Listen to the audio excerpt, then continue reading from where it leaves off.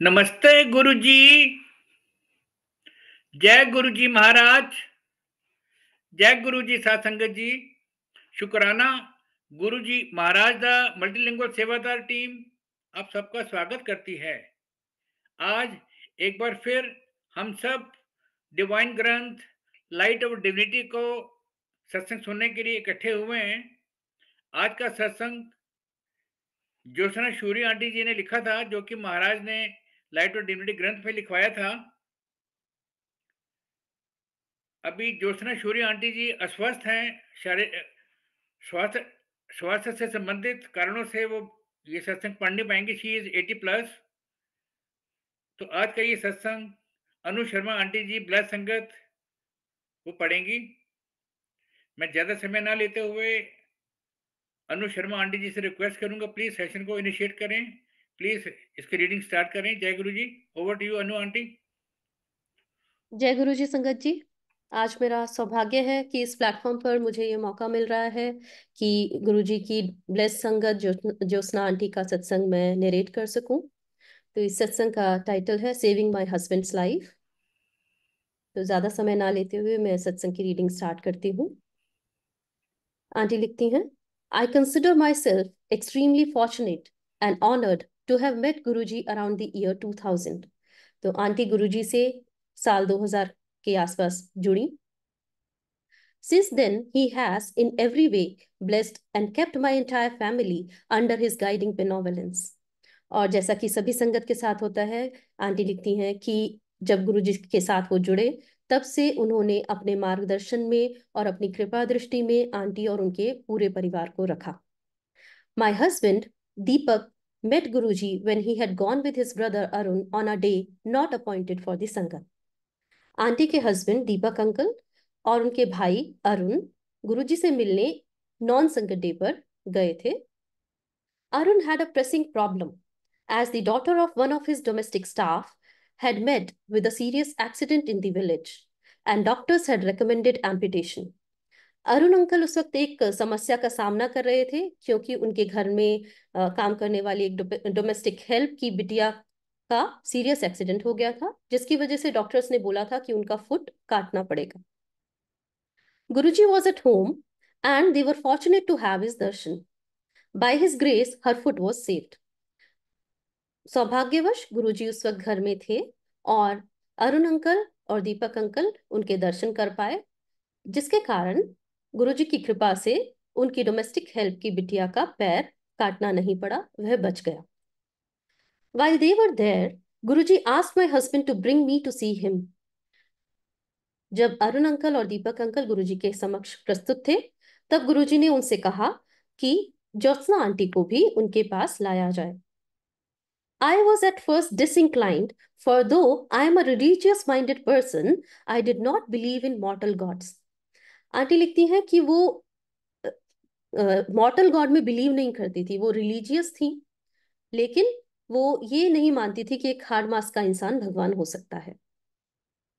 Later, reflecting on how greatly he had helped my sister-in-law Anita with her debilitating Parkinson's disease, I felt it would be disrespectful of me not to go. पर बाद में aunty ने सोचा कि गुरुजी ने उनकी sister in law Anita की Parkinson disease से फाइट करके उससे रिकवरी करने में कितनी हेल्प की है, और इसके बावजूद अगर उनके बुलाने पर वो गुरुजी के पास नहीं जाती हैं तो यह अनुचित होगा। The instant Guruji saw me, he said, Kailash Khanna di kudi, Kailash Khanna's daughter. And I was shocked, for there was no way he could have known my late father's name. तो जिस instant पर जब गुरुजी के सामने aunty पहुंची, तब गुरुजी ने उनको एड्रेस किया कैलाश खन्ना की बेटी के नाम से। इस संबोधन को वो एक्सपेक्ट नहीं कर रही थी, क्योंकि उनके समझ में कोई तरीका नहीं था, कोई चांस नहीं था कि गुरुजी को उनके पिताजी का नाम पता हो। He gave me a photo of his and asked me to keep coming to the संगत. गुरुजी ने ज्योत्सना आंटी को अपना एक स्वरूप दिया और कहा कि संगत में आते रहिए। I placed his photo on my puja table at night and was surprised to see the next morning that it had fallen. Also, the sindoor, which I kept in a small round container, had dropped onto the table in a neat round heap. though the container was upright. Aunty ने वो स्वरूप घर जाकर अपनी पूजा की table पर रख दिया और उसी स्वरूप के साथ में एक कटोरी के अंदर सिंदूर भी रखा हुआ था। अगली सुबह जब आंटी ने देखा तो उन्होंने पूजा रूम में एंटर करके देखा कि गुरुजी का स्वरूप गिरा हुआ है और जो कटोरी में सिंदूर रखा था वो भी जमीन पर एक ढेर में पड़ा है, ऑल्दो वो कटोरी सीधी सीधी रखी हुई थी टेबल पर ही। No one could have entered the puja room at night. Aunty का कहना है कि रात में उस पूजा रूम में कोई नहीं गया होगा। एंड आई वॉज कंफ्यूज, जिसकी वजह से वो कंफ्यूज थी कि ये ऐसा कैसे हुआ, गुरुजी का स्वरूप कैसे गिरा और सिंदूर कैसे गिरा, सिंदूर गिरने के बावजूद वो कटोरी सीधी कैसे रखी है।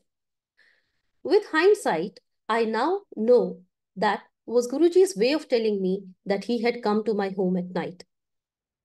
तो बाद में आंटी को समझ में आया कि वो सब इसलिए हुआ क्योंकि गुरुजी उनको एक तरीके से बताना चाहते थे कि रात में वो उनके घर गए थे।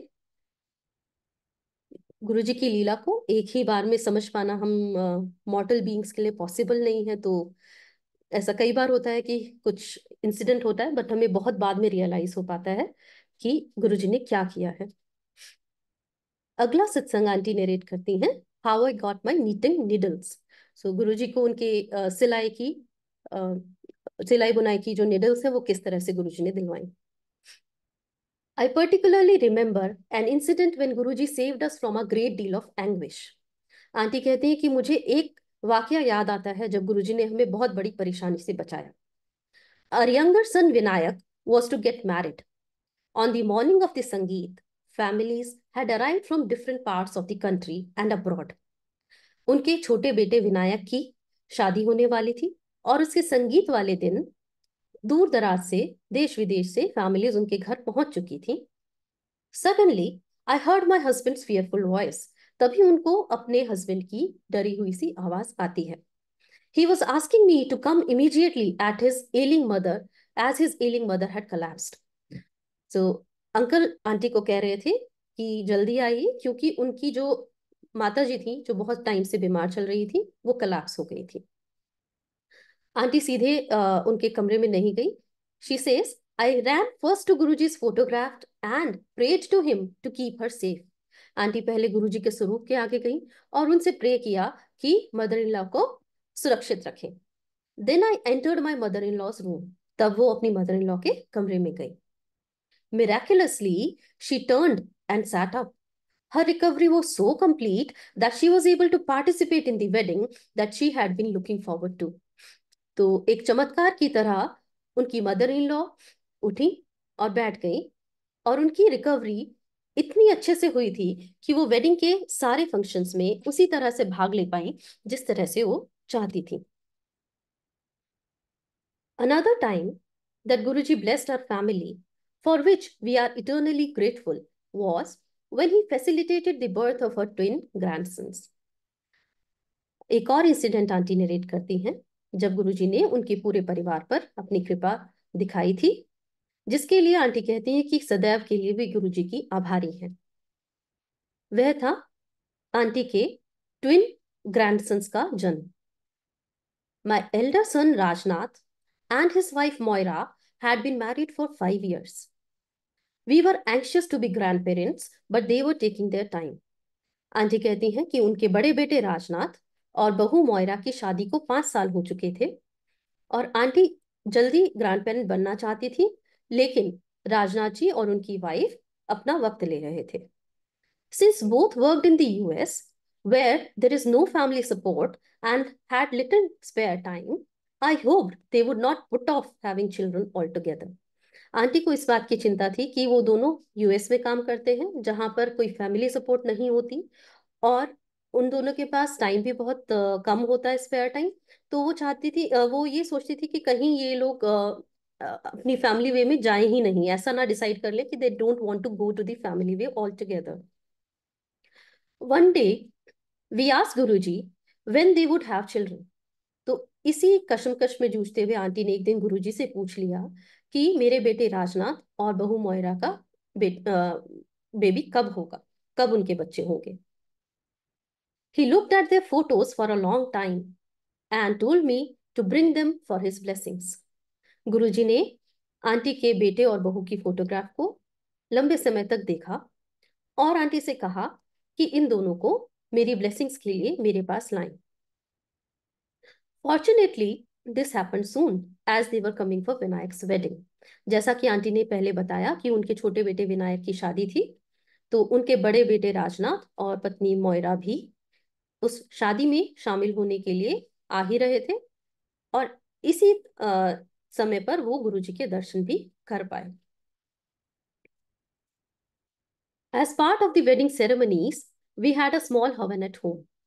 तो उस वेडिंग में जो हम हिंदुओं में बहुत सारी गतिविधियां होती हैं, उसी में से एक हवन भी था आंटी के घर पर।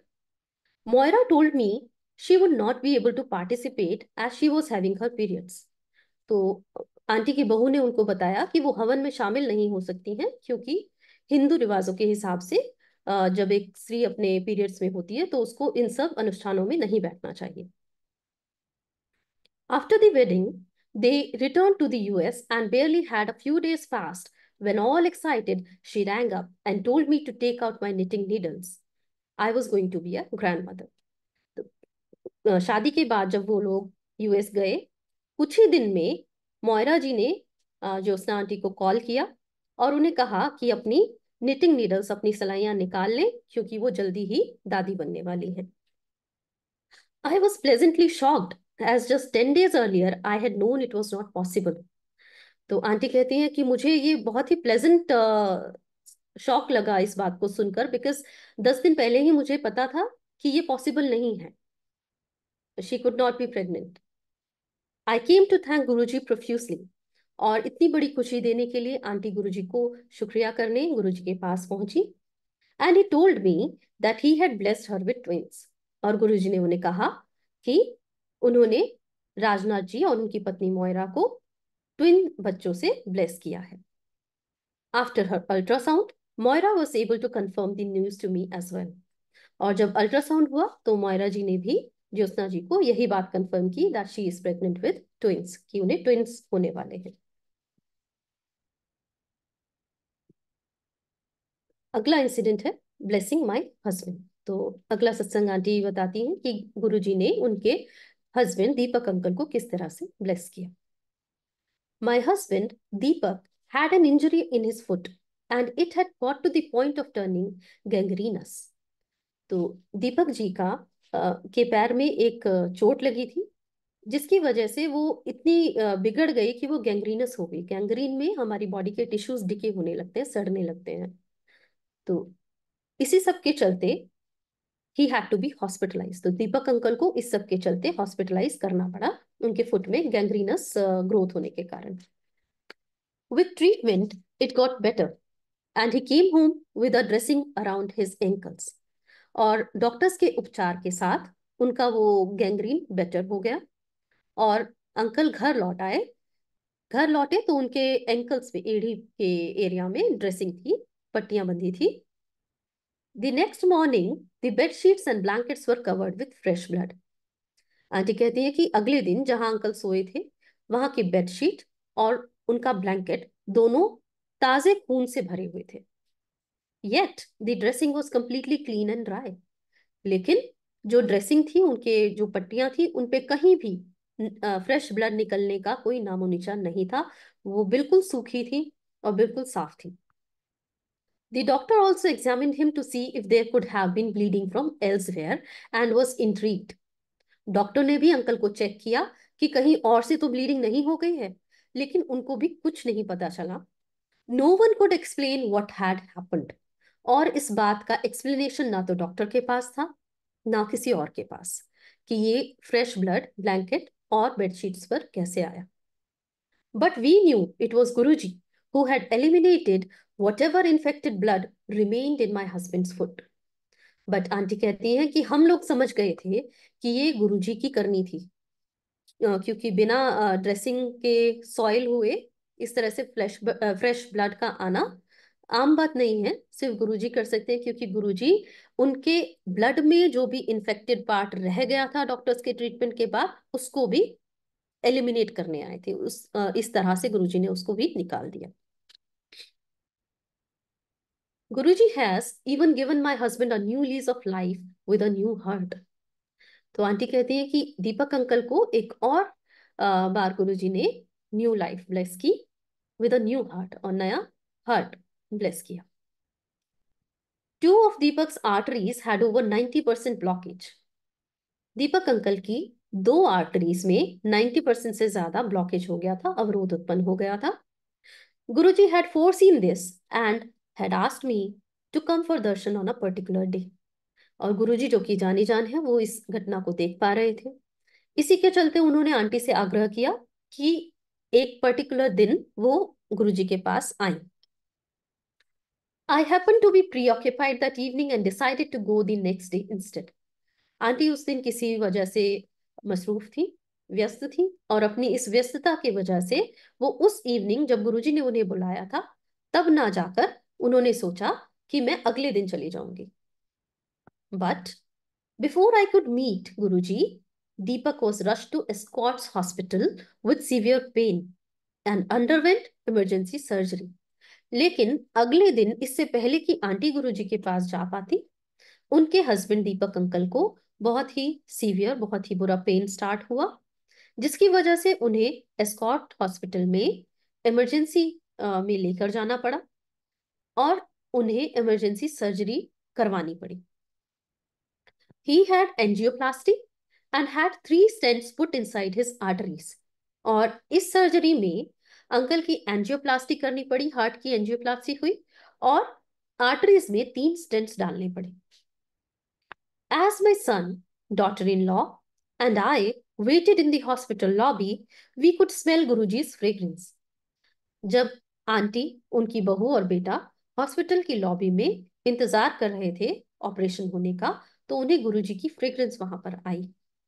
As Deepak came out of surgery, he too smelled Guruji's fragrance. जब दीपक अंकल सर्जरी से बाहर आए तो उन्हें भी गुरुजी की fragrance I. But though I was beside him, I did not. Aunty कहती हैं कि दीपक अंकल को फ्रेग्रेंस आई, लेकिन मैं उन्हीं के साथ खड़ी थी, पर मुझे गुरुजी की फ्रेग्रेंस नहीं आई. Perhaps Guruji was reprimanding me for not coming to the sangat on the appointed day. Aunty को ऐसा लगता है कि गुरुजी उनको समझाना चाह रहे थे कि जिस दिन उन्होंने बुलाया था तभी आंटी को आना चाहिए था, और इसी वजह से आंटी को फ्रेग्रेंस से महरूम रखा उन्होंने, बाकी सबको फ्रेग्रेंस आई. If I had, Deepak would have been saved from this trauma. Aunty कहती हैं कि अगर गुरुजी के बताए दिन पर उनकी आज्ञा का पालन करते हुए मैं उनके पास चली जाती तो दीपक अंकल के ऊपर आई हुई ये विपत्ति भी टल जाती गुरुजी की ब्लेसिंग से. I thanked Guruji and promised him I would never make this mistake again. तो आंटी कहती है कि इसके लिए, क्योंकि गुरुजी ने इतनी बड़ी उन पर कृपा की, तो गुरुजी को उन्होंने थैंक यू बोला, अपनी मिस्टेक को रियलाइज किया और गुरुजी से प्रॉमिस किया कि आगे से ऐसा कभी नहीं होगा.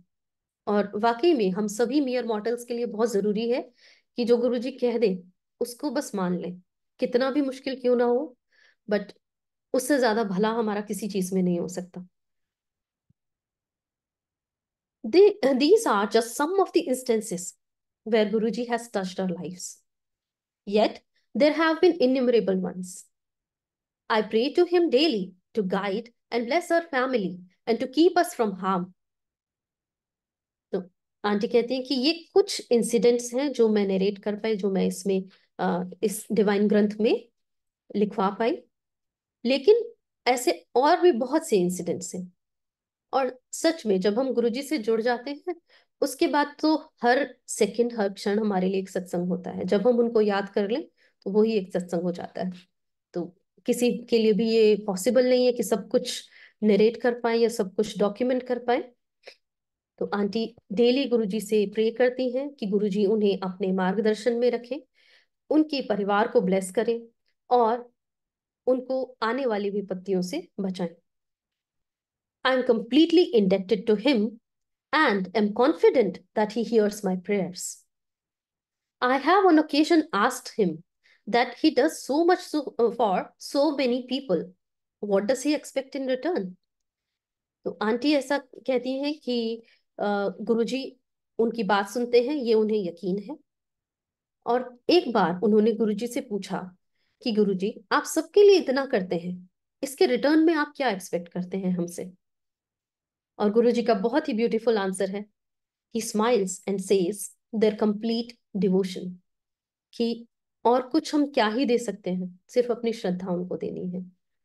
तो ये कंप्लीट सरेंडर बहुत छोटा वर्ड लगता है, बट इसके मायने बहुत बड़े हैं। और जब जब हम ये कर पाएंगे, तो समझ लीजिए बस फिर गुरुजी और हमारे बीच में कुछ ऑब्स्ट्रक्शन नहीं रह जाएगा। गुरुजी कहते थे, मेरी ब्लेसिंग्स रुल रही हैं, पर लेने वाले नहीं हैं, हमें वो पात्र बनना है जो उनकी ब्लेसिंग्स को कंटेन कर सके। तो इसी से जुड़ा अभी रिसेंट इंसिडेंट मेरे साथ हुआ, इसी सरेंडर से जुड़ा, क्योंकि गुरुजी टाइम टू टाइम हमें रियलाइज भी कराते हैं where we are in our journey. When we talk about complete surrender, तो हम क्या कर पा रहे हैं। तो इसी तरह से अभी मैं बैंगलोर से वापस आ रही थी, तो एयरपोर्ट से मैंने कैब ली। समहाउ मेरा बस अपने घर आने के बजाय मेरी ननद के घर उसके बेटे का फंक्शन था, तो मैंने सोचा कि चलो वहीं डायरेक्टली चलते हैं। एंड ये सब गुरुजी प्लान करते हैं कि all of a sudden how he tempted me to go there instead of coming to my home and taking rest. So मैंने कैब बुक कराई, और रास्ते में मुझको मेरी कैब रेड लाइट पे रुकी थी, तो एक किन्नर ने नॉक किया। और उसको देखकर मुझे यही याद आया कि गुरुजी कहते थे कि अगर मतलब भगवान भी अलग अलग भेष में हमारे सामने आ सकते हैं, तो अगर हमारे पास कुछ है तो हमें हेल्प कर देना चाहिए। तो अभी एयरपोर्ट से मुझे 50 रुपीज का चेंज मिला था, मैंने वो उसको दे दिया। तो उसने बोला, शीशा नीचे करो, मुझे भी कुछ देना है, and she dropped 1 rupee coin in my palm. तो अब ये हुआ, तो बोले कि और पैसे दो। दिन जो भी मेरे पास और चेंज था मैंने वो भी दिया, and I close the window. तो ड्राइवर जो था वो मुझ पर बहुत गुस्सा होने लगा, बोला कि मैडम, मैं 10 साल से ड्राइव कर रहा हूँ, मैंने आज तक किसी को नहीं देखा इन लोगों की हेल्प करते हुए, आपको क्या चढ़ी थी, मतलब ये इतना, ये लोग ग्रुप्स में जाते हैं, स्नैच कर सकते हैं, ये वो। उसने 5 मिनट मुझे खूब सुनाया, बोला कि आपकी प्राइवेसी ये मेरी जिम्मेदारी है, और आपको ऐसा नहीं करना चाहिए था। तो फिर मैंने उसको बस यही आंसर किया कि जिसका हाथ मेरे सर पर है ना, उसके होते मेरा कोई बिगाड़ नहीं सकता है कुछ भी। तो वो बड़ा शॉक्ड हो गया कि भाई ये इतने कॉन्फिडेंस से कैसे बोल रही है। तो उसके साथ गुरुजी का सत्संग होना शुरू हुआ। मुझे उस ड्राइवर की परेशानी पता चली कि उसका बेटा पैदा होते ही डॉक्टर के हाथ से गिर गया था, जिसकी वजह से उसके ब्रेन में चोट आने से वो मेंटली चैलेंज्ड है। तो मैंने उसके साथ खूब सत्संग किया। जो मतलब अगर मैं अपने घर गुड़गांव आती तो बहुत जल्दी पहुंच जाती, नोएडा, ग्रेटर नोएडा बहुत टाइम मिला हमें सत्संग करने का, पूरे रास्ते सत्संग होता गया। और वहां पर इवेंचुअली पहुंचने पर मैंने उसको यही बोला कि भैया, अगर कहीं आपकी बात बन सकती है तो वो सिर्फ मेरे गुरुजी का दर है, जो सारे ब्रह्मांडों के मालिक हैं, वो मेरे गुरुजी हैं। और अगर यहाँ आपकी अरदास नहीं कबूल हुई तो फिर कोई आपके पास द्वार बचेगा नहीं, तो आप एक बार बड़े मंदिर चले जाइए। और बस कुछ मांगना नहीं, जैसे हम सोचते हैं कि माँ को हमेशा पता होता है कि उसके बच्चे को क्या चाहिए, वही हमारे गुरुजी का हाल है, कि वो पहले ही जानते हैं कि हमारे लिए क्या अच्छा है, हमें क्या चाहिए। और बिना मांगे बस दर्शन करके आप आ जाइए, प्रसाद मिलेगा, प्रसाद ग्रहण कर लीजिए। तो अब ये सब हुआ। नेक्स्ट मॉर्निंग मुझको अमृत वेले में ही ड्रीम आता है कि एक संगत से भरी हुई बस में excuse me, मैं जा रही हूँ, और मेरा बेटा मेरी गोद में है, 2 साल का। तो एक ऐसे रास्ते से हम लोग गुजर रहे हैं जहां पर पानी है और फॉरेस्ट टाइप का है। उस पानी के किनारे मैं देखती हूँ कि एक लकड़ी का लॉग रखा है जो बहुत ही अ, चमकीले कलर का है। वो टर्कोइज ग्रीन और येलो कलर का है। और मैं उसको सबको दिखा रही होती हूँ कि देखो वो कितना चमक रहा है ना। तो वो एकदम से एक एनाकोंडा बन के हमारी बस की तरफ आता है। मैं सबसे पीछे होती हूँ, पीछे इतना एक ओपन एरिया था बस में, जहां से वो एनाकोंडा अंदर आके मेरे सामने से मुंह खोल लेता है और मैं गुरुजी का मंत्र जाप कर रही थी। लेकिन 0.0001% मेरे में था कि अगर मंत्र जाप ने काम नहीं किया तो। ऑल्दो मैं सबसे ब्रेव थी उस पूरे उसमें, लेकिन कहीं ना कहीं ये डाउट था। तो वो एनाकोंडा जाकर मेरी वेकेंट सीट पे बैठकर एक अ, इच्छाधारी नागिन में कन्वर्ट हो जाता है। उसने उसी कलर के कपड़े पहने होते हैं जैसे उस एनाकोंडा की स्किन मैंने देखी थी। और उस इच्छाधारी नागिन की शक्ल उस किन्नर से मिलती है जो मैंने रेड लाइट पर देखा था। वो मुझे कहता है, मैंने उसको बोला कि इस पूरी बस में मेरे गुरुजी की संगत है, आ तो गई हो, किसी को नुकसान पहुंचाया तो देखना। तो उसने बोला कि आप जिस कॉन्फिडेंस से अपने गुरुजी के बारे में लोगों को बताते हो, दूसरों में कॉन्फिडेंस जगाते हो। मैं वो पास बैठ के सुनने ही तो आई हूँ, और मैं भी आपके साथ गुरुजी के धाम में चलूंगी। ये उस ड्रीम का एंड था। बट इस तरह से गुरुजी ने पूरा वो सीक्वेंस वीव किया कि जो मेरे साथ पिछले शाम को इंसिडेंट्स हुए थे, वो एक्चुअली में गुरुजी ने उसकी रियलिटी दिखाई। और उस मॉर्निंग जब मैं खड़ी हुई, तो 2 महीने के बाद मैं अपना बिना दर्द के पैर जमीन पे रख पाई। अदरवाइज मेरे फीट में इतना पेन रहता था कि सुबह पैर नहीं रख सकती थी। तो वही टेस्ट था गुरुजी का कि सरेंडर की बात हम करते हैं कि एक्चुअली में है भी या नहीं। मुसीबत को देखकर हम घबरा जाते हैं या उन पर छोड़कर निडर होकर उसका सामना करते हैं। तो मैं गुरुजी के साथ 2006 में जुड़ी थी। उनके पास जाने से पहले मुझे बहुत एग्जाम को लेकर परफॉर्मेंस एंजाइटी होती थी। तो हमेशा लगता था कि मेरे पेरेंट्स ने एक ही काम दिया है कि पढ़ाई करो, अच्छे मार्क्स लाओ, अच्छी जगह पर अपना करियर बनाओ, तो मुझे उनको फेल नहीं करना है लाइफ में। एक ही चीज मोटिवेट करती थी हार्डवर्क करने के लिए, कि जब मेरा रिजल्ट आता था और उस रिजल्ट को देखकर पापा के फेस पे स्माइल आती थी, उसके लिए मैं कुछ भी कर सकती। तो अब इस सब का एक परफॉर्मेंस एंजाइटी में कन्वर्ट होना लाजमी था। वही मेरे साथ हुआ। तो गुरुजी के पास आने से पहले मेरी लाइफ ऐसी चल रही थी कि मुझे किसी भी चीज में इंटरेस्ट नहीं था, सिर्फ पढ़ाई, और उसके अलावा कुछ भी नहीं। तो मैंने पापा से फरवरी 2006 में एक बार रिक्वेस्ट किया था कि पापा मुझे शांति चाहिए। दादी के यहाँ पर एक मंदिर है जहाँ मैं बचपन में जाती थी, दोपहर में बहुत शांत रहता था, एक बार मुझे वहां ले जाना। अब इस बात को कह के मतलब फिर पढ़ाई में मुझे टाइम नहीं मिला। एक दिन मार्च में मुझे टाइम मिला, तो मैंने पापा से बोला कि पापा क्या उधर मंदिर ले जा सकते हो, मुझे बहुत शांति की जरूरत है, मैं वहां पे शांति से बैठना चाहती हूँ कुछ देर। तो पापा ने मुझे तब बताया कि बेटा, अभी 12 मार्च से मैंने गुरुजी के पास जाना शुरू किया है, वो भी एक शिव मंदिर ही है, और गुरुजी साक्षात शिव जी हैं, तुम वहां मेरे साथ चलोगी? तो मैंने कहा बिल्कुल चलूंगी। और जिस वीकेंड मैं दादी के यहाँ मंदिर में जाना चाहती थी, उस वीकेंड एक्चुअली गुरुजी ने मुझे अपने पास बुला लिया। जब मैं गुरुजी के पास पहुंची, तो एम्पायर स्टेट के बाहर स्कूटर खड़ा किया, वहां से अंदर वॉक करके जाते जाते बहुत ही फ्रेग्रेंट था वो कंपाउंड। तो मुझे लगा कि ये अमीरों की जगह हम आए हैं, यहाँ पर कंपाउंड भी फ्रेग्रेंट रखते होंगे ये लोग। आई डेंट नो कि गुरुजी की भी फ्रेग्रेंस होती है। जब गुरुजी के दरबार में एंटर कर रहे थे, तो वो स्टेयर से नीचे जाते जाते गुरुजी और मेरा आई कांटेक्ट बना हुआ था। और मेरे मन में यही चल रहा था कि गुरुजी, पापा कहते हैं कि आप भगवान हैं, अगर आप भगवान हैं तो आपको पता होगा कि मेरे साथ क्या हो रहा है, और मैंने क्या बुरा किया है, किसका बुरा किया है। और मैं सिर्फ माफी मांग रही थी कि हो सके तो मुझे माफ कर देना अगर आप भगवान हैं। क्योंकि ऐसा लगता था कि अगर हमसे कुछ अनजाने में भी हो जाए, तो उसके लिए भगवान के सामने तो माफी मांगनी ही चाहिए।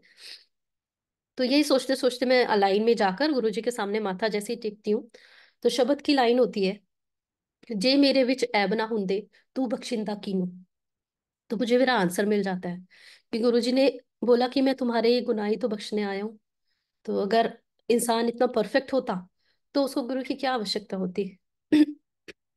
तो इस तरह से वहां पर फर्स्ट डे मेरा बहुत ही मतलब पीसफुल रहा। जो पीस मुझे चाहिए थी, मुझे वहां जाकर मिली।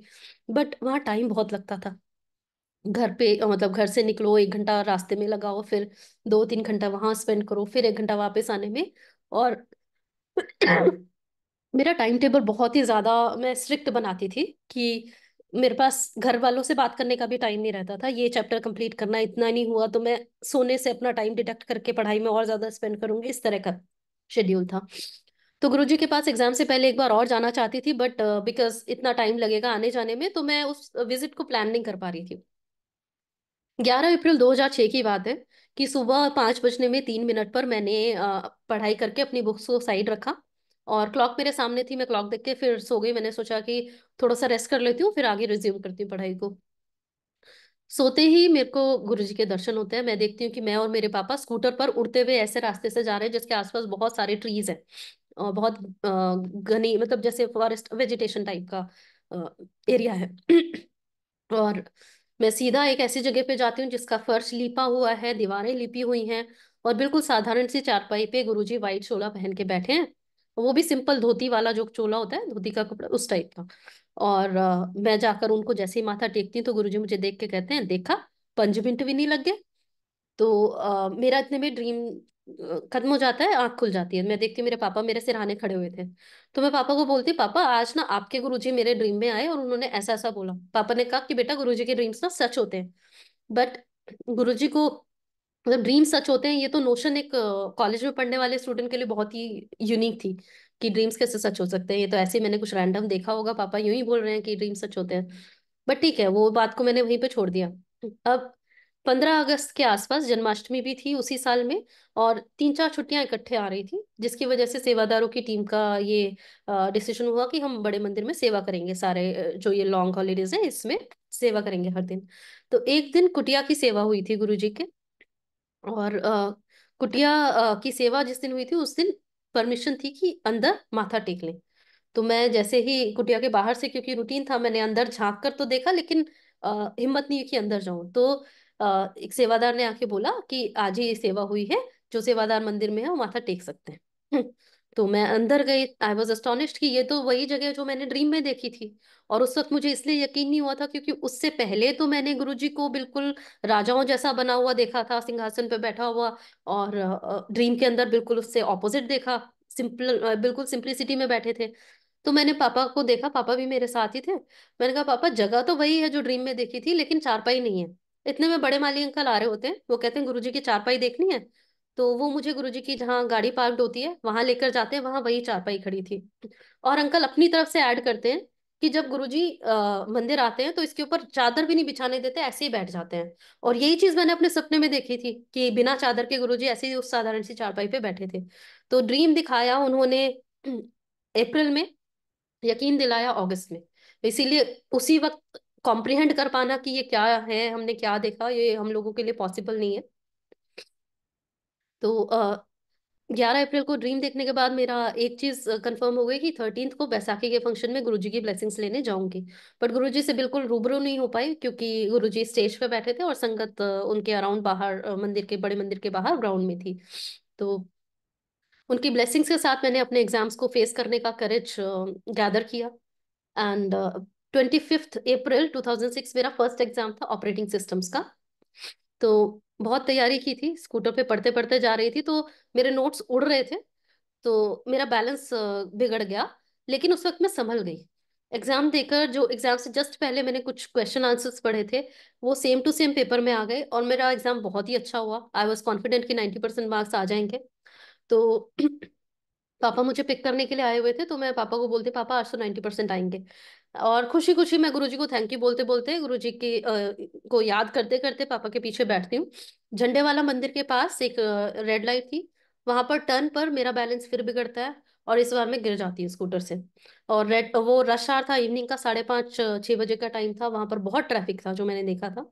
बट जब मैं गिरती हूँ तो मैं देखती हूँ कि बिल्कुल एक पत्ता भी नहीं हिल रहा है, गुरुजी ने सारा सीन फ्रीज कर दिया था, क्योंकि अगर वो फ्रीज नहीं होता तो कोई भी मेरे ऊपर ऊपर मुझको कुचल के निकल चुका होता। पापा को थोड़ी दूर जाकर रियलाइज हुआ जब लोगों ने बोला कि बच्ची गिर गई है। तो वो वहां पर स्कूटर खड़ा करके आराम से आ रहे हैं टहलते हुए, पहले मेरे स्लीपर्स उठाते हैं, फिर वो मुझे पहनाते हैं, फिर धीरे धीरे मुझे उठा के स्कूटर तक ले जाते हैं, और तब तक गुरुजी ने किसी को मूव नहीं होने दिया। जब मैं बैठ जाती हूँ स्कूटर पे तब सारा ट्रैफिक एकदम से आता है कि पता नहीं किस ताकत ने उसको रोक रखा था, बट मैं समझ गई थी और मेरे दिमाग में ये चल रहा था, गुरुजी मैं तो आपको थैंक यू बोलते हुए आ रही हूँ, फिर मेरे साथ ऐसा क्यों हो गया। और उस एक्सीडेंट में मेरा राइट हैंड पूरा यहाँ से ये कट गया था, और मैं राइट हैंड से ही लिखती हूँ। और डॉक्टर ने बोला था अगला एग्जाम देना थोड़ा सा मुश्किल होगा क्योंकि माइनर यहाँ पे हेयर लाइन कुछ कुछ ये फ्रैक्चर्स टाइप थे। उसी हालत में घर पहुंचती बैंडेज करा के, तो मम्मी देख के डर जाती है, बोलती है कि ये तो पहले ही एग्जाम की इसको इतनी टेंशन रहती है कि ये सुसाइड ही ना कर ले इस बार। तो बोलती हैं आज गुरुजी के पास मैं जाऊंगी, तुम घर में आराम करो। तो वो जाती हैं, गुरुजी को थैंक यू बोलती हैं। एंड 4 दिन बाद मेरा अगला एग्जाम था। अगले एग्जाम के लिए मैं मतलब 3 दिन बाद एग्जाम था, 27th को। तो ज्यादा टाइम नहीं था मेरे पास प्रिपरेशन का, और वो सेडेटिव्स वगैरह की वजह से नींद भी बहुत आ रही थी। तो मैंने गुरुजी को प्रे किया कि गुरुजी अब आप ही कुछ कर सकते हैं, राइटर ले नहीं सकती हूँ क्योंकि सॉफ्टवेयर इंजीनियरिंग में बहुत सारे डायग्राम्स बनाने पड़ते हैं। अब मैं राइटर को क्या बनाऊं, बताती रहूंगी कि डायमंड शेप बनाओ, ये बनाओ, तो वो पॉसिबल नहीं है और पेपर भी कंप्लीट नहीं हो पाएगा। तो जैसे मैं अपनी तैयारी करने सुबह अर्ली मॉर्निंग पढ़ती थी मैं, तो 4 बजे जैसे ही बैठती हूँ, इतने में आर्मी बैंड की प्रैक्टिस का साउंड आना शुरू हो जाता है। हमारा रेजिडेंस पुलिस कॉलोनी था जिसके एडजेसेंट आर्मी कॉलोनी थी, जहां पर बैंड वाला जो उनका दस्ता था वो ट्रेन होता था। और उनकी ट्रेनिंग ऐसी थी कि वो सुबह से रात तक कुछ ना कुछ बैंड प्रैक्टिस करते ही थे, और हमारी बाउंड्री के पास आके करते थे अपने जो उनकी बिल्डिंग्स थी उसको छोड़ के। They use to leave a good distance और हमारी बाउंड्री के पास ही आके जोरों से बजाते थे। सो अब जैसे ही उन्होंने ये बजाना शुरू किया, मेरा कॉन्फिडेंस चला गया। और मैंने गुरुजी को मन में बोला, गुरुजी बड़ी मुश्किल से मैंने हिम्मत जुटाई है कि मैं कुछ कर पाऊं, और अब इनका बैंड शुरू हो गया है, इससे तो मेरा बैंड बज के रहेगा। और इतना बोलना ही था क्योंकि बैंड की आवाज बंद हो गई। और मेरे 10 दिन और थे एग्जाम्स। एग्जैक्टली 10 दिन आर्मी का जो बैंड है उसकी प्रैक्टिस नहीं हुई। उस मोमेंट पे वो बंद हुआ। और जब मेरा एग्जाम लास्ट खत्म हो गया उसके अगली मॉर्निंग से वो फिर प्रैक्टिस कर रहे थे। सो गुरुजी को एड्रेस करते ही जैसे ही साउंड बंद हुआ तो मुझे लगा कि गुरुजी मेरी सारी बात सुन रहे हैं, वो मेरे साथ है, तो घबराना कैसा। तो मैंने प्रैक्टिस किया, पढ़ाई की और एग्जाम में अपीयर हुई। गुरुजी का जल प्रसाद लेकर गई थी अपने साथ, बीच बीच में लेती रही। और गुरुजी की कृपा ऐसी थी कि मैंने पूरा पेपर अपने से लिखा, सारे क्वेश्चंस अटेम्प्ट किए। और जब शीट मुझे हैंड ओवर करनी थी इन्विजिलेटर को, तो मैं मेरा राइट हैंड मूव नहीं कर पा रही थी, मैंने लेफ्ट हैंड से शीट हैंड ओवर। जब मैं बाहर निकली, पापा मेरा वेट कर रहे थे पिकअप करने के लिए। तो मैं रोते हुए आ रही थी। पापा ने मुझे पहले ही समझाना शुरू कर दिया कि कोई बात नहीं बेटा, एक सेमेस्टर की बात है, अगले सेमेस्टर में कर लेना, ऐसा कुछ नहीं होता। तो मैंने कहा, पहले पापा सुनो तो सही क्या हुआ है। मैं इसलिए नहीं रो रही हूँ कि मेरा एग्जाम अच्छा नहीं हुआ, एग्जाम अच्छा हुआ है, पर मैं इसलिए रो रही हूँ कि मेरे हाथ में दर्द बहुत हो रहा है। तो फिर मैंने उनको बताया कि जब मैंने 3 घंटे एग्जाम लिखा मेरे हाथ में कोई पेन नहीं हुआ, लेकिन एग्जाम का वो ड्यूरेशन खत्म होते ही ऐसा पेन हुआ कि इस हाथ से शीट नहीं उठी। और रिमेनिंग सारे एग्जाम्स में सेम चीज रिपीट हुई। अगला एग्जाम मेरा 4 मई को था, और बहुत ज्यादा सिलेबस था उसमें। और इतना ज्यादा सिलेबस की ओवरवेलमिंग हो गया था मेरे लिए बहुत। जिस मॉर्निंग एग्जाम था उस दिन मेरा 4 चैप्टर्स की रिवीजन बाकी थी। और जो लोग, आप जानते होगे, पढ़ाई को लेके थोड़ा सनकी टाइप होते हैं मेरे जैसे, तो उनको एक अगर चैप्टर भी नहीं पढ़ा होगा तो बहुत बहुत बड़ी बात हो जाती है, बहुत ज्यादा टेंशन हो जाती है। अब 4 चैप्टर्स पढ़े पहाड़ जैसे। तो सुबह से पढ़ना शुरू किया, 10 बजे तक एक ही चैप्टर हो पाया। तो गुरुजी की स्वरूप के सामने रोना धोना शुरू हो गया मेरा। मैंने कहा कि गुरुजी ये तो अब गड़बड़ हो जाएगी, मैं तो नहीं अपियर कर सकती, मेरे मेरे अंदर हिम्मत नहीं है एग्जाम को फेस करने की। तो अचानक से मतलब मेरे जो रूम था उसमें क्रॉस वेंटिलेशन के लिए विंडोज थे। इतनी तेज हवा आई कि वो मेरी बुक्स जो है मेरे सामने, जिसमें से सारे चैप्टर्स बचे हुए थे मेरे, वो खुलकर उसके पेजेस ओपन होके वो स्टेबल हो गया, मेरे सामने गिरा। तो मुझे लगा कि ये गुरुजी का इंडिकेशन है कि मुझे पढ़ना चाहिए, रोने में टाइम वेस्ट करने से क्या ही होगा, मेहनत करूंगी तो शायद कुछ हो जाए। तो मैंने सारे चैप्टर्स पहले पढ़ रखे थे बहुत पहले, तो अंडरलाइन किया हुआ था मेन स्टफ। उस अंडरलाइन पोर्शन को मैं फ्लिप थ्रू करके पढ़ती गई। और 12 बजे पापा मुझे पिकअप करने आए। तब तक मेरा मतलब वो चारों चैप्टर्स का इसी तरह से मेन मेन जो जिस्ट था वो मैं रिवाइज कर चुकी थी। अब जब एग्जाम में मैंने जाकर देखा, तो जो वो 4 चैप्टर्स थे उनमें से 60% से ज्यादा मेरा पेपर सेट हुआ हुआ था। अगर मैं गिव अप कर देती और गुरुजी के इंडिकेशन को नहीं समझ पाती और नहीं पढ़ती, तो उस एग्जाम में मैं फेल हो सकती थी। बट गुरुजी की ब्लेसिंग से उस एग्जाम में मेरे 89 मार्क्स आए।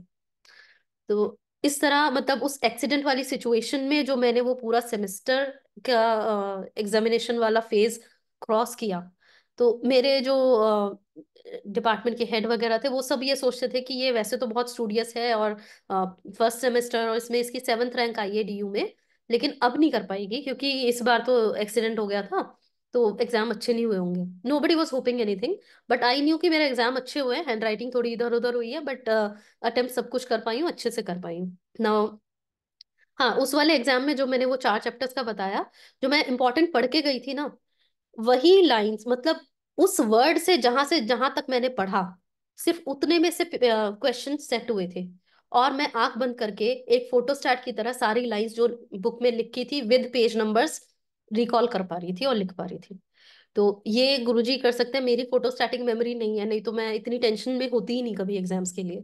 बट उस दिन ऐसा हुआ ना।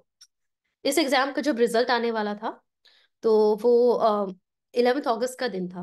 गुरुजी के पास मेरा दिन था विजिट का। तो गुरुजी एम्पायर स्टेट में बैठे थे। मैं जाकर गुरुजी को माथा टेकती हूँ और गुरुजी मुझे देख के बोलते हैं चलो ऊपर। तो मैंने सोचा लिटरल सेंस में कि ऊपर वाले फ्लोर पे तो बैठते हैं हमेशा, आज भी गुरुजी ऊपर ही भेज रहे हैं। तो मैं ऊपर चली गई चुपचाप। अब घर जाकर जब मैंने मेरे फ्रेंड का मैसेज चेक किया, 8:02 पे, जब मेरा गुरुजी के पास जिस वक्त वो नंबर आया था माथा टेकने का, उसी वक्त उसका मैसेज आया था, congrats, you are second in D. तो जो 7th रैंक थी, उससे उठाकर गुरुजी ने सेकंड कर दिया। वो चलो ऊपर जो है, it was a blessing to move me up in the ladder.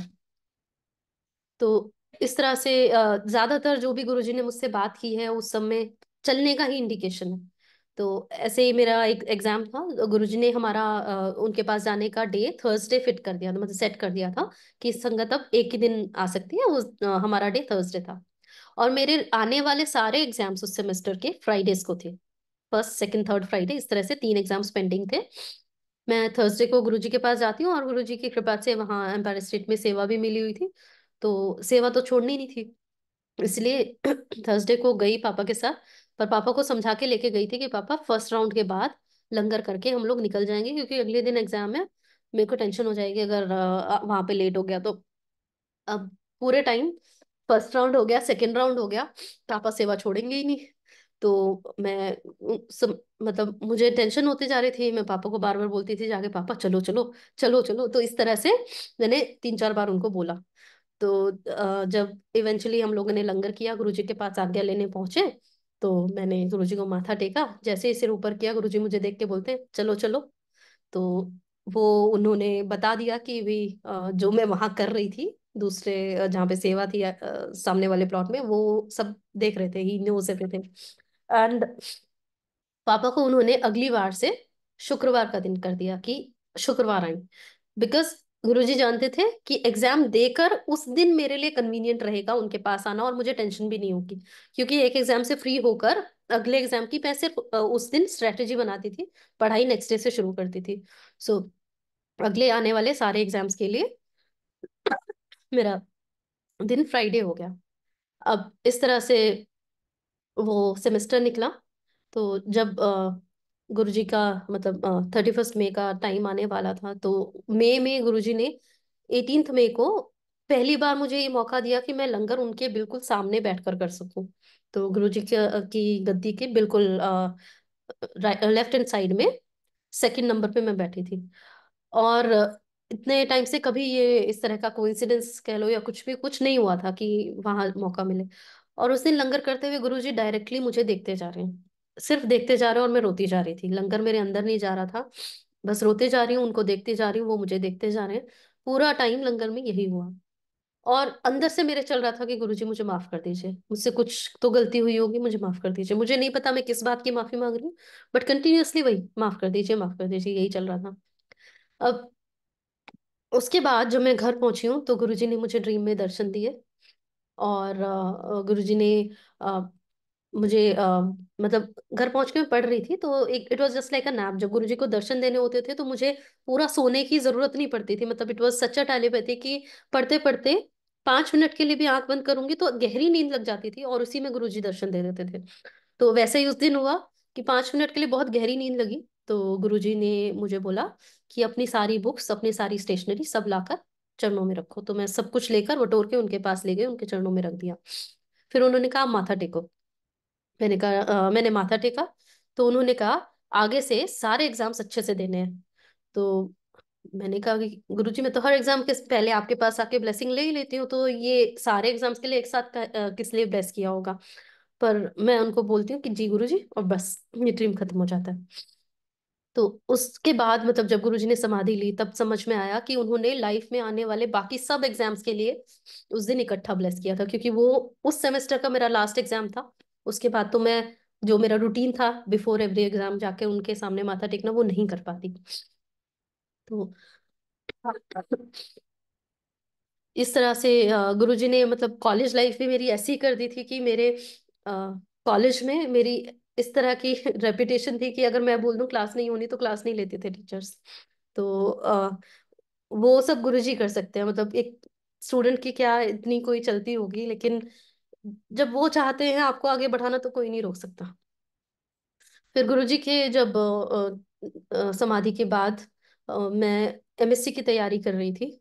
लेकिन मेरा एग्जाम एमएससी का था 9 जून 2007 को।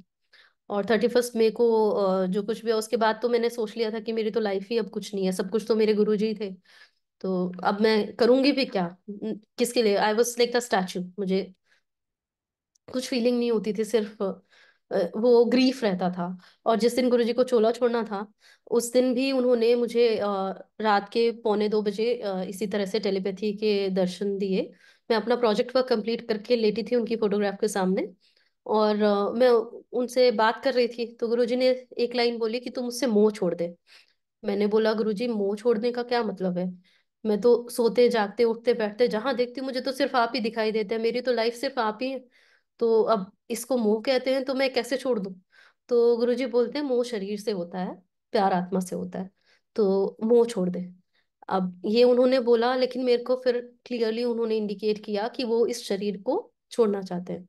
उस रात मैं गुरुजी से यही बोलते बोलते सोई कि गुरुजी, मैंने सुना है पुरानी संगत से कि आपसे जो मांगते हैं वो जरूर मिलता है। आज तक मैंने कुछ नहीं मांगा, कभी भी नहीं मांगा। सिर्फ मैं आज एक बार आपसे ये मांग रही हूँ कि मुझे जीना आपके साथ है और मरना आपसे पहले है। अगर आपको शरीर छोड़ना है तो मुझे अगली सुबह देखने के लिए जिंदा मत रखना। तो ये मांग कर उनसे एक्सप्लिसिटली मैं सो गई। और मैंने उनको ये भी बोला कि गुरुजी, मेरा दिन फ्राइडे है ना, इस बार जब फ्राइडे आऊंगी ना, मैं सब भूल जाऊंगी कि आप मुझे डांटेंगे या क्या करेंगे। मैं आपसे डायरेक्टली पूछने वाली हूँ कि ये सब क्यों किया आपने मेरे साथ, मुझे क्यों इतना मतलब इस तरह का दुख क्यों दे रहे हैं, कि क्यों बोल रहे हैं कि आप चले जाएंगे, शरीर छोड़ देंगे। तो ये कहते कहते मैं सो गई, और सुबह उसी फोन कॉल से नींद खुली कि गुरुजी के लिए जाप करो, उनकी तबीयत ठीक नहीं है। And then we all know कि उन्होंने महासमाधि उस दिन ले ली थी। तो वो बहुत ही शैटर करने वाला इंसिडेंट था हम लोगों के लिए, बिकॉज कोई आगे क्या है क्या नहीं है किसी को समझ नहीं आ रहा था। Now, लेकिन गुरुजी ने आगे का पाथ पहले ही सेट कर दिया था। तो उसी सब इसी डिप्रेशन और इस सब में चलते चलते जो 9 जून का मेरा एंट्रेंस एग्जाम था एमएससी का, मुझे याद भी नहीं था फ्रेंकली कि ऐसा कुछ है। नाउ मेरा एडमिट कार्ड मेरे घर के पास एक गवर्नमेंट स्कूल था, उसमें किसी गड्ढे में वो डाकिया डाल के चला गया था, क्योंकि हम लोग तो बड़े मंदिर में रहते थे पूरा दिन। तो उसने घर के आसपास नहीं डाला, स्कूल में डाल के चला गया। उस स्कूल में मेरी मम्मी पढ़ाती थी पहले। तो एक बच्चा जिसको क्लेप्टोमेनिया था, जो सबके सामान चुरा चुरा चुरा के रख लेता था, उसने उस गड्ढे में उस एडमिट कार्ड को देखा। उसने देखा कि ये मैम का एड्रेस है, तो वो हमारे घर लेकर आया। That is how I got my admit card. फिर वही मतलब इसी सब डिप्रेशन में जाके मैंने एग्जाम तो अटेम्प्ट किया एंट्रेंस का, बट मुझे नहीं पता कि मैंने कुछ लिखा है या क्या था। एमसीक्यूज वगैरह में ऐसे ही टिक मार के मैं आ गई। अगले दिन गुरुजी का भोग लगना था पिंड में। तो एमसीए का एंट्रेंस मैंने अटेंड ही नहीं किया। मैंने कहा कि मैं डुगरी जाऊंगी, मैं एंट्रेंस के लिए नहीं बैठूंगी। तो गुरुजी न्यू कि वो एग्जाम देना, जो एंट्रेंस एग्जाम मैंने अटेंड किया, वो मेरे लिए कितना जरूरी था। अब हुआ ये कि एक दिन 5 जुलाई 2007 को मैं मंदिर में, बड़े मंदिर में पापा के साथ सेवा कर रही थी। अचानक से अशोकी अंकल आते हैं, और जहाँ जल प्रसाद की सेवा होती थी वहां आकर बोलते हैं कि अंकल, आपकी बेटी बहुत इंटेलिजेंट है। तो मुझे थोड़ा वियर्ड लगा कि ऐसा कैसे, इनको तो मेरे बारे में कुछ भी नहीं पता है, और ये ऐसे अचानक से आके क्यों बोल रहे हैं कि आपकी बेटी बहुत इंटेलिजेंट है। थोड़ी देर बाद मेरे पापा के पास कॉल आया कि हम Delhi university department of computer science से बात कर रहे हैं, आपकी बेटी का मेरिट लिस्ट में नाम आ गया। 15 बच्चे मेरिट से सेलेक्ट होते थे, जिनमें से जनरल कैटेगरी में सिर्फ 7 सीट होती थी। तो उनमें गुरुजी ने मुझे अपीयर करवाया। तो एंट्रेंस ऑल्दो मेरा अच्छा नहीं हुआ था, but because I sat in that entrance exam, I एक तरह से it was like I am interested in this course. वो उनको इंडिकेशन मिला, और उन्होंने फिर इसी वजह से रीच आउट किया कि आप इस दिन आकर, इतने फीस है, ये देकर अपना एडमिशन ले लेना। तो और पहले पापा और मैं यही बात कर रहे थे कि अगर उसमें हो जाता है तो हम भी वही डिसाइड कर रहे थे कि गुरुजी के बर्थडे के बाद यहाँ से हम लोग जाए, जब फ्री होंगे कुछ डेज के लिए, तब वहाँ पे एंट्रेंस का ये एडमिशन का प्रोसीजर करेंगे। और वही सब उन्होंने बोल दिया।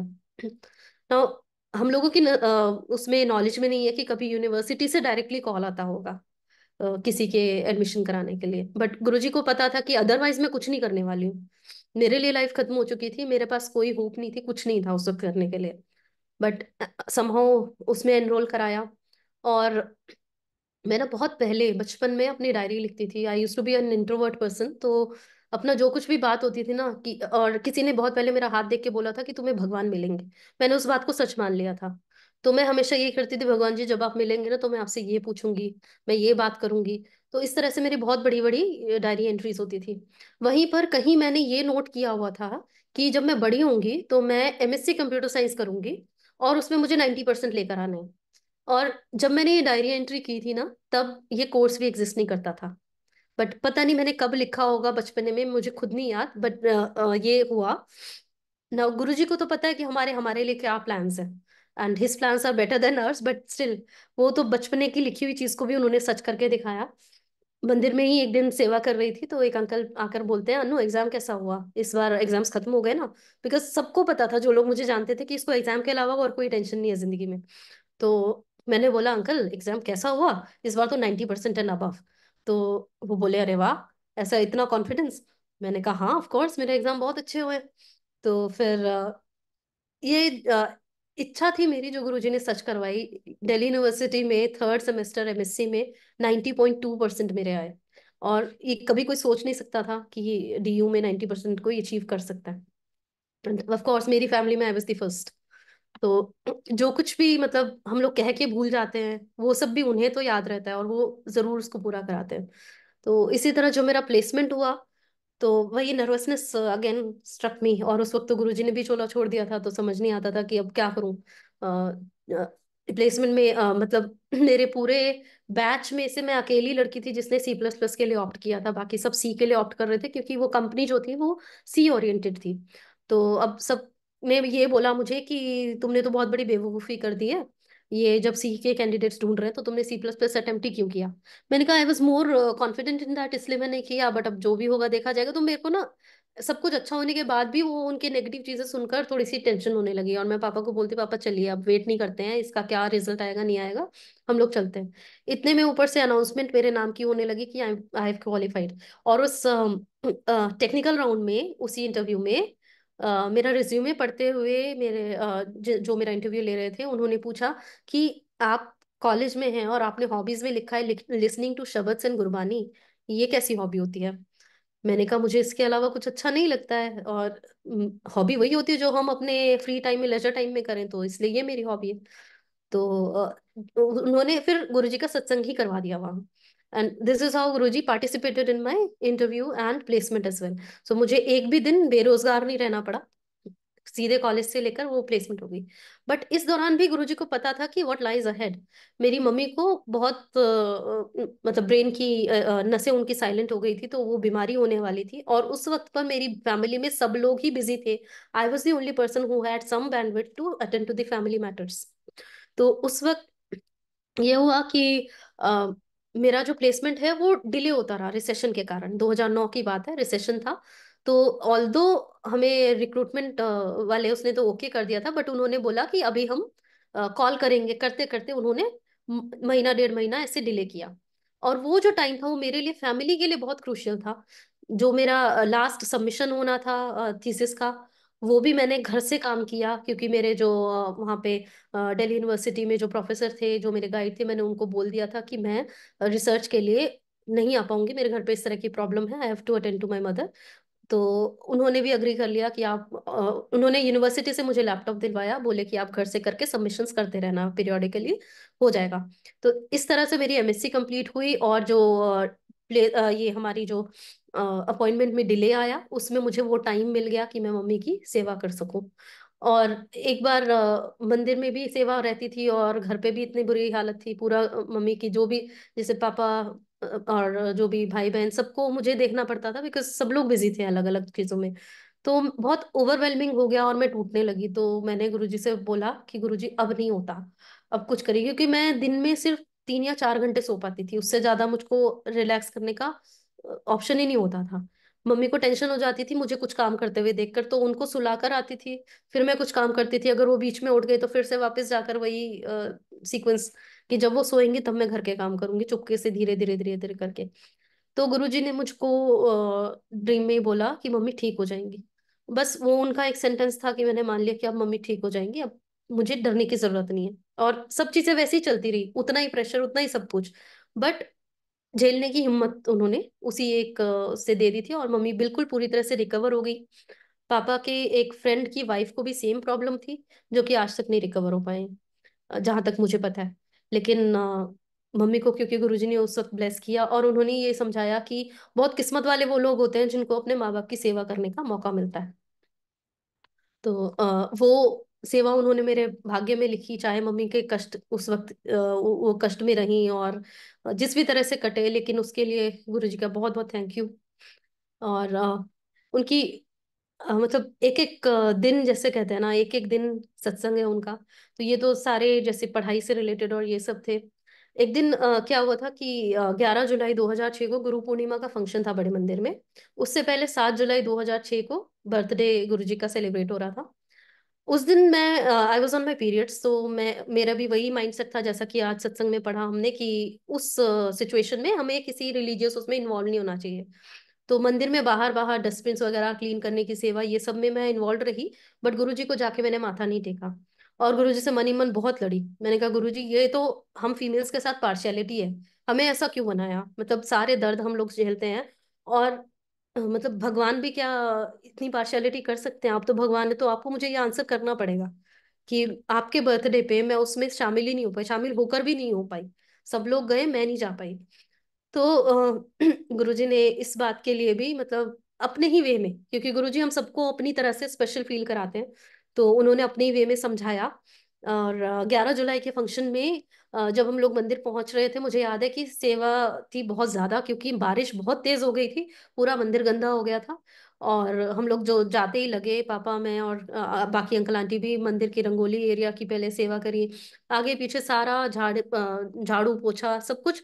गुरुजी मंदिर में आ भी चुके थे, लंगर के लिए भी संगत जा रही थी, तब भी हम लोग सफाइयां ही कर रहे थे। इतना उस दिन कीड़े, बरसाती कीड़े और ये सब हो गया था। तो वो पूरे टाइम मतलब सेवा में ही मेरा निकल गया। फिर अल्टीमेटली बहुत जब मैक्सिमम संगत लंगर करके जा चुकी थी, तब मैं गुरुजी के पास माथा टेकने के लिए गई। और तब गुरुजी के पास माथा टेक के हमने सोचा कि आज तो बैठेंगे थोड़ी देर, आज इतनी जल्दी नहीं वापस जाएंगे। तो गुरुजी ने उठा दिया, उनको पता था लंगर नहीं किया, तो लंगर के लिए मुझे और पापा को भेज दिया। लंगर करके वापस हमारी वही कि गुरुजी आज तो बैठने दीजिए, तो फिर बैठे। उसके थोड़ी देर बाद डांस ग्रुप की परफॉर्मेंस हुई। कुछ बच्चों ने संगत के डांस परफॉर्म किया। तो मेरे ना बैक एक बहुत रहता था। बचपन में मुझे ट्यूबरक्लोसिस था, उससे रिकवर होने के बाद से मेरी बैक में बहुत दर्द रहता था, जो मैंने सबको बताना भी छोड़ दिया था, क्योंकि इतनी प्रॉब्लम्स रही कि मतलब मुझे खुद लगता था कि जैसे भी है खुद ही फाइट कर लो, पेरेंट्स को क्यों परेशान करना इस सब में। तो बैकएक की वजह से डांस वांस तो मैं सोच भी नहीं सकती थी। लेकिन इच्छा होती है ना, जो जब वो चिट डाले जा रहे थे कि कौन कौन लोग डांस ग्रुप में परफॉर्म करेंगे, तो मेरे नाम का भी चिट डाला। पर मेरे मन में यही चल रहा था कि गुरुजी मैं तो कर नहीं पाऊंगी, लेकिन अगर आपने चुन लिया तब तो हो जाएगा। तो बट मेरा नाम नहीं आया था उसमें। मैं बैठ के डांस देख रही थी और सोच रही थी अगर मैं होती ना तो मैं ऐसा ऐसा करती, मैं कोई स्टेप नहीं भूलती। मतलब वही ख्याल ही बुलाओ अपना, करना कुछ बस की नहीं है, बस दिमाग में चल रहा था। और जैसे डांस ग्रुप परफॉर्म करके गया, गुरुजी ने मेरी तरफ आंखों से इशारा करके ऐसे बोला। तो मैंने कहा मैं गुरुजी, फिर से इशारा किया। मैंने कहा मैं गुरुजी, फिर तीसरी बार इशारा किया। सब कुछ छोड़ छाड़ के मैं उठ के जाके डांस करना शुरू हो गई। अब काफी लोगों ने देखा कि ये कैसे, मतलब क्या हुआ, ये क्यों जाके एकदम से शुरू हो गई है। और मुझे आता भी नहीं था डांस करना, ना ही मैं फिजिकली फिट थी डांस करने के लिए। बट जो उस दिन गाने लगे उनकी सिर्फ एक ही लाइन समझ में आई, एक बारी साड़ियां इशारे आते नच ली, ओदे बाद अनभरा दे तारे आते नच ली। तो मुझे यही लग रहा था कि गुरुजी मुझे यही कह रहे हैं कि आज मैंने इशारा किया है, इशारा करके तुझे डांस करने के लिए बोला है, इसके बाद तो आसमान ही होगा, मतलब स्काई इज द लिमिट। तो फिर उस दिन खूब डांस किया। मतलब 2007 की 11 जुलाई में भूल नहीं सकती हूँ। वो गुरुजी ने मेमोरेबल करा दिया। आज भी सीडी में देखती हूँ तो देखती हूँ मैं कैसे बंदरों की तरह उछल कूद कर रही थी। But in any way I can see me and my Guruji together in one video, और ये बहुत बड़ी मेमोरी है मेरे लिए। और उस दिन क्या हुआ इसके बाद, जब मैं गुरुजी के पास माथा टेकने गई रात को आज्ञा लेने के लिए, अराउंड 3 बजे होंगे उस वक्त। तो मुझे लग रहा था कि ना मैं एक फ्रेग्रेंस के पूल में डूबती जा रही हूँ, डूबती जा रही हूँ एकदम। और गुरुजी हंस रहे थे बिल्कुल। मैं जैसे जैसे झुक रही थी, फ्रेग्रेंस में डूब रही थी। और जब मैंने हाथ गुरुजी को हाथ से नहीं, चरण स्पर्श नहीं करती थी, माथा टेकती थी उनके चरणों में। तो हाथ मैंने उनको कहीं छुआए भी नहीं, लेकिन मेरे हाथों में ऐसा लगा जैसे फ्रेग्रेंस का क्लाउड मैंने उठा लिया। और वो लिए लिए मैं बाहर गई, हाथों में खूब फ्रेग्रेंस। और बाहर जाके मैं नंदी जी को जैसे पैर छूने के लिए झुकने लगी, और वो क्लाउड मेरे हाथों से उड़ के चला गया। तो आई कुड फील कि गुरु जी की फ्रेग्रेंस जो है वो मतलब पहली बार महसूस करी स्मेल तो हम करते ही हैं, but it was something I could even touch that day. So इस तरह से गुरुजी ने 7 जुलाई को जो मैंने मिस किया वो सब कुछ करके मेरे लिए 11 जुलाई स्पेशल करा दिया। और एक और उन्होंने उसमें अनाउंसमेंट करवाई थी कि सारे अंकल बैठ जाएं, सिर्फ आंटियां डांस करेंगी, तो वो डे आंटियों के लिए स्पेशल करा दिया, क्योंकि मैंने उनको बोला था कि आंटियों के साथ पार्शियलिटी होती है। तो ये सब चीजें उन्होंने कराई। इसी तरह बैसाखी का फंक्शन था 2007 में, और मेरे बैसाखी के नेक्स्ट मॉर्निंग 2 सब्जेक्ट्स के प्रैक्टिकल एग्जाम थे। अगेन वही एग्जाम फोबिया मेरा, इट किक्ड इन कि भाई अगर रात को फंक्शन में लेट हो गया तो फिर एग्जाम में मेरा अच्छा नहीं हो पाएगा। सो मैं नहीं जा रही थी। पापा मम्मी मेरे लिए नया टॉप लेकर आए कि चलो नए कपड़े पहनो, चलो गुरुजी के पास चलो, बट मैंने कहा कि आप लोग तो सेवा में लगे रहेंगे, मेरा एग्जाम नहीं हो पाएगा, सुबह जल्दी जाना है। तो इस तरह से मैं नहीं गई उनके साथ। बट अपसेट हो गई थी, बहुत ज्यादा अपसेट हो गई थी। तो गुरुजी का बड़ा स्वरूप था रूम में, उसमें से उनकी फ्रेग्रेंस बहुत ज्यादा भर भर के आनी शुरू हो गई। तो मुझे लगा कि ये गुरुजी की कॉलिंग है। मैंने, मेरी एक फ्रेंड थी डिम्पल, उसको कॉल किया। मैंने कहा तुम लोग जा रहे हो, निकल चुके हो कि अभी रास्ते में हो? तो बोले कि तुम्हारे वहां पे पहुंचने वाले हैं, चलना है। मैंने कहा अगर जगह है तो मेरे को भी ले चलो। तो शी सेड कि जगह तो नहीं है, मेरी गोदी में बैठ के चल लेना। तो आई एग्री, अब हम दोनों फ्रेंड्स का यही था। तो फटाफट तैयार हुई, वो लोग नीचे आके मुझे पिकअप करके अपनी कार में ले गए। और मैं मन में ये सोच रही थी कि गुरुजी ये मुझे गोद में लेकर जा रही है, और इतनी छोटी बच्ची भी नहीं हूं मैं, इसको और इसकी फैमिली को जरूर बहुत बहुत ब्लेस करना, क्योंकि मैंने एक्सपेक्ट भी नहीं किया था कि आज मैं आपके दर्शन कर पाऊंगी, इनकी वजह से कर पाऊंगी। और जब हम वहाँ एमडीआर चौक से ये छतरपुर से वो गुरुजी की गाड़ी टिहोली की तरफ आ रही थी और हमारी सामने वाले रोड से जा रही थी, एकदम से फ्रेग्रेंस का झोंका आया। हमने पलट के देखा तो गुरुजी की कार, और गुरुजी की कार हमारे आगे आगे पूरे रास्ते जय गुरुजी बोलते बोलते हम लोग बड़े मंदिर पहुंचे। और इस तरह से गुरुजी ने बता दिया कि ये बात भी उन्होंने सुन ली है, ही इज ऑलरेडी ब्लेस्ड। और मैंने जैसे वापस कैसे आऊंगी वाला मेरा सवाल था, तो उसी को दिमाग में रखते हुए गुरुजी को माथा टेका कि गुरुजी आ तो गई हूँ, अब वापस कैसे जाऊंगी। माथा टेक के म्यूजिक रूम में निकलते ही, क्योंकि मैंने 3 बार ये सोचा था कि कैसे जाऊंगी, आगे एग्जैक्टली 3 अंकल अलग अलग मिले। वो बोले अच्छा कल तो पेपर है ना, कैसे जाना है वापस, मैं छोड़ूंगा। तो मतलब गुरुजी के पास पहुंच जाओ, वापस आने का तो भूल ही जाना चाहिए, वो अपने आप ही अरेंजमेंट कर देते हैं। इस तरह से मैं टाइमली अपने घर भी पहुंच गई, और अगले प्रैक्टिकल एग्जाम्स बहुत ही अच्छे हुए, नो नीड टू से कि गुरुजी की ब्लेसिंग्स थी उसमें भी। और अगर मैं इस फंक्शन को नहीं अटेंड कर पाती तो फिर मुझे लाइफ लॉन्ग रिग्रेट रहता, क्योंकि गुरुजी के फिजिकल प्रेजेंस में ये लास्ट बड़ा फंक्शन था। तो ये वाला मतलब सारे ही जितने भी गुरुजी के मेजर फंक्शंस हैं उन पे उन्होंने बिल्कुल मेमोरेबल ब्लेसिंग्स दी, जो कि मैं आज आप लोगों के साथ शेयर कर पाई। सुरेश अंकल टाइम है? और अनु आंटी, अभी 10 मिनट के बाद सेकंड सेशन स्टार्ट होने वाला है, तो ओके, आपके बाकी के सत्संग अगली बार सुनेंगे। जी जी जी अंकल, ओके। जय गुरु जी संगत जी, थैंक यू सो मच। जय गुरु जी। अनु आंटी, बहुत ही, क्या कहते हैं उसको, आप एकेडमिक एकेडमिक से लेके, प्रोफेशनल से लेके, स्पिरिचुअल, पर हर एंगल से आपने परफेक्शन हासिल की है। मैं तो इतना ही कहूँगा, इतने प्यारे-प्यारे आपने सत्संग सुनाए, इतने अच्छी तरह से आपने रीडिंग की है, हिंदी में भी, इंग्लिश में भी, और जो आपके अ, जितने भी इंस्टेंसेस आपने सुनाए हैं, दे आर मेमोरेबल वन्स, और बहुत ही डिवाइन है, ब्लिसफुली आपने सुनाए हैं। गुरु संगत को बहुत अच्छे लगे होंगे, मेरा पूरा विश्वास है। और महाराज की कृपा, जो कृपा महाराज ने आपको दी है, और आपने जो आपको ब्लेसिंग अभी तक मिली हैं, बहुत अच्छा लगा। गुरु परिवार की तरफ से आपको धन्यवाद। गुरु महाराज की कृपा आप पर, हम सब पर, गुरु संगत पर बनी रहे। इसी के साथ ही अभी हम सब महाराज से आज्ञा लेंगे।